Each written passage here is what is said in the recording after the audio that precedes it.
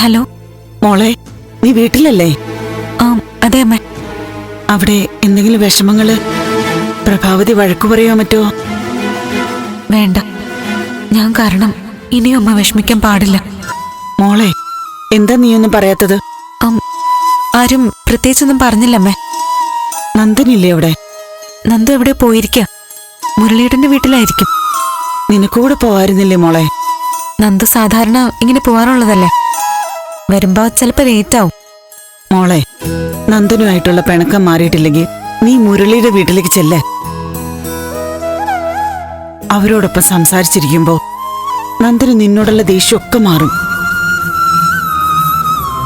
പാവം, നിന്നെ കാണാഞ്ഞ് നിന്നെ കൂട്ടാൻ 2 പ്രാവശ്യം വന്നതാ.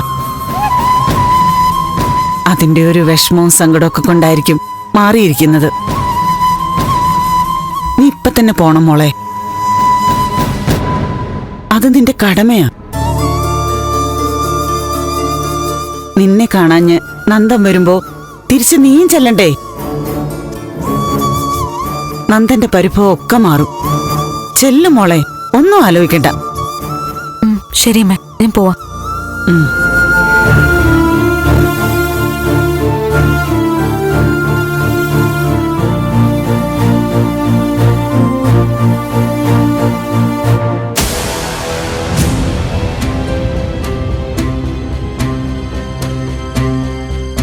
നീ എന്തായാലും ദേവിക ഒന്ന് വിളിക്ക്, ഇവിടെ ഉണ്ടെന്ന് പറ.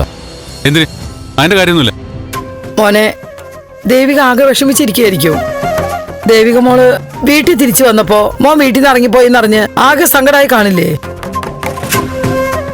അതെ നന്ദ, ഇവിടാണെന്ന് അറിയുമ്പോ ഒരു സമാധാനം ഉണ്ടാവും. നന്ദനൊന്ന് വിളിക്ക്. അതിന്റെ ആവശ്യമൊന്നുമില്ലെന്ന് പറഞ്ഞില്ലേ? എന്നെ കാണുന്ന വലിയ ആഗ്രഹമൊന്നും ഉണ്ടാവില്ല. ഞാൻ ചെന്നില്ലെങ്കിൽ അത്രയും നല്ലെന്ന് കരുതി നേരത്തെ കിടന്ന് ഉറങ്ങിക്കാണും.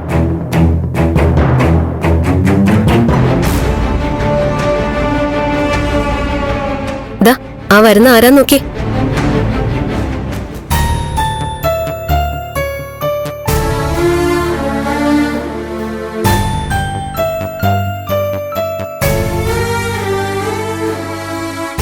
ദേവികെ,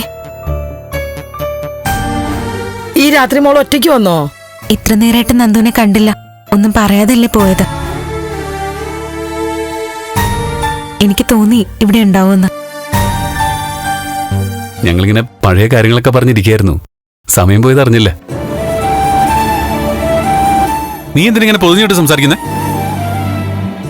സമയം പോയെന്ന് അറിഞ്ഞില്ലേ? ഇപ്പൊ അങ്ങോട്ട് പോകണ്ടെന്ന് എഴുതിയല്ലേ ഞാനിവിടെ സംസാരിച്ചോണ്ടിരുന്നേ. നീ എന്നെ നിർബന്ധിച്ചില്ലേ ഇവിടെ വിളിക്കാൻ? ഞാൻ മനഃപൂർവ്വമല്ലേ വിളിക്കാത്തെ? നീ എന്താ അത് പറയാത്തെ?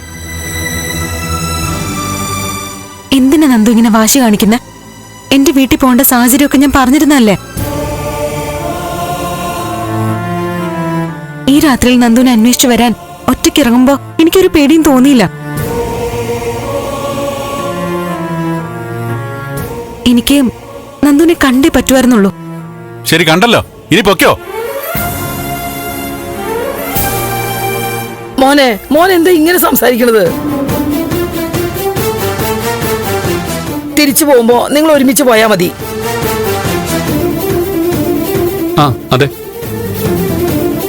നിന്നെ ഈ രാത്രി അന്വേഷിച്ച് വന്നിരിക്കുന്നത് സ്വന്തം ഭാര്യ. മര്യാദകേട് കാണിക്കരുത്. മര്യാദകേട് കാണിക്കുന്ന ആരാണെന്ന് നിനക്ക് മനസ്സിലായില്ലേ? എന്തായാലും ഈ രാത്രി ഒറ്റയ്ക്ക് ദേവിക പോകുന്നില്ല. പേടിച്ചിട്ടാവും ഇപ്പൊ ഇങ്ങോട്ട് വന്നത് തന്നെ. തന്റെ ഇടം കിട്ടിക്കഴിഞ്ഞവർക്ക് അതൊന്നും പ്രശ്നമല്ല മുരളി.